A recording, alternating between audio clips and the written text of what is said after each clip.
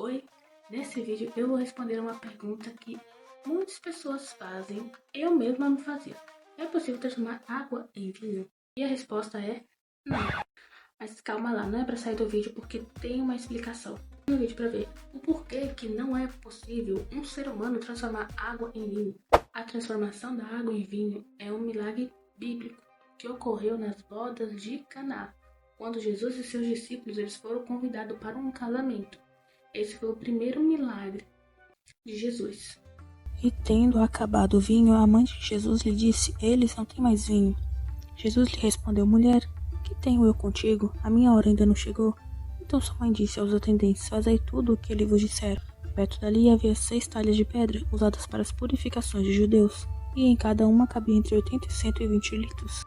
Jesus lhes ordenou: Enchei de água as talhas, e eles as encheram completamente.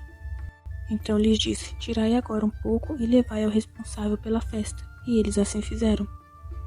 Quando o responsável pela festa provou a água, transformada em vinho, não sabendo de onde viera, embora soubesse os atendentes que haviam tirado a água, chamou o noivo. Ele disse: Todos servem primeiro o vinho bom, e quando os convidados já beberam bastante, servem o inferior.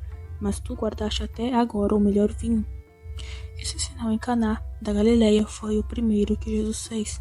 Ele manifestou a sua glória e os seus discípulos creram nele. Na época de Jesus era costume dos judeus que houvesse banquetes de casamento. Os banquetes de casamento era um evento alegre e importante para eles, com muita comida e bebida e música. Esses banquetes poderiam durar vários dias, dependendo das circunstâncias e das riquezas das famílias. Era comum que o vinho fosse servido generosamente, pois simbolizava alegria e bênção. O casamento, portanto, não era apenas um evento privado, mas uma grande celebração comunitária. Era um momento de união não só entre os noivos, mas entre as famílias e a comunidade judaica. O vinho tinha grande importância simbólica nas cerimônias de casamento. Ele era um símbolo de alegria e de bênção divina. Durante a celebração, o vinho era compartilhado entre os noivos e seus convidados como sinal de felicidade e prosperidade. No contexto do primeiro milagre de Jesus, a falta de vinho durante o casamento de Caná era uma situação muito grave, pois indicava não apenas um problema logístico, mas uma possível humilhação social para os noivos e suas famílias.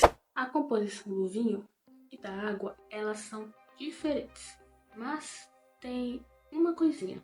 A água é uma molécula que contém 2 átomos de hidrogênio e 1 de oxigênio. Mas o vinho, ele contém um monte de coisa. Ele contém vários átomos de carbono, de nitrogênio e outras várias coisas no meio. Cientificamente, para Jesus transformar água em vinho, ele precisaria de um reator nuclear, um reator atômico com aceleração termonuclear. Ele ia ter que separar os átomos, desestruturar os átomos, ou seja, ele ia ter que separar os prótons, elétrons e as bagaceiras, tudo que tem. E tudo dessa bagaceira que ele separou, ele ia ter que reestruturar novamente para que tenha carbono e hidrogênio, que não existe na água. E esse processo se chama fissão nuclear. Mas para reconstruir tudo isso, para transformar a água em vinho, precisaria de 200 bilhões de estrelas iguais ao Sol para transformar a água em vinho em um só dia. Por isso que nós humanos não conseguimos transformar água em vinho. É uma coisa sobrenatural que só Jesus conseguiu fazer.